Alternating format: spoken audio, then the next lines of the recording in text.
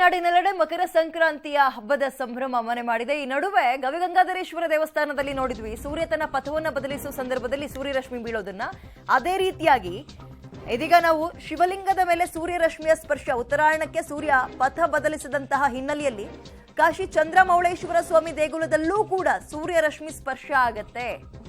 ಗರ್ಭಗುಡಿಯ ಲಿಂಗದ ಮೇಲೆ ಸೂರ್ಯರಶ್ಮಿ ಸ್ಪರ್ಶವಾಗುತ್ತೆ. ಇಲ್ಲಿ ಇನ್ನೊಂದು ವಿಶೇಷ ಏನಪ್ಪಾ ಅಂತ ಹೇಳಿದ್ರೆ, ಶಿವಲಿಂಗದ ಜೊತೆಗೆ ಪಾರ್ವತಿ ದೇವಿಯ ವಿಗ್ರಹದ ಮೇಲೂ ಕೂಡ ಸೂರ್ಯರಶ್ಮಿ ಬೀಳತ್ತೆ.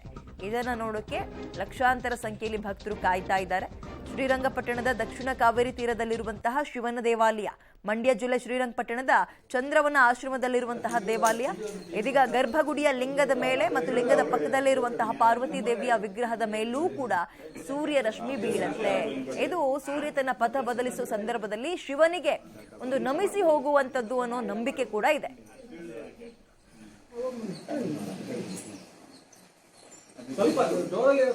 ಸೈಡ್ ಬಂದ್ಬಿಡಿ.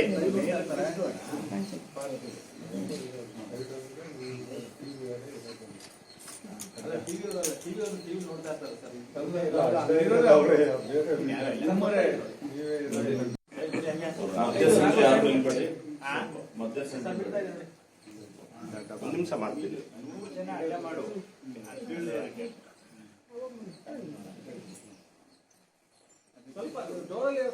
ಸೈಡ್ ಬಂದ್ಬಿಡಿ.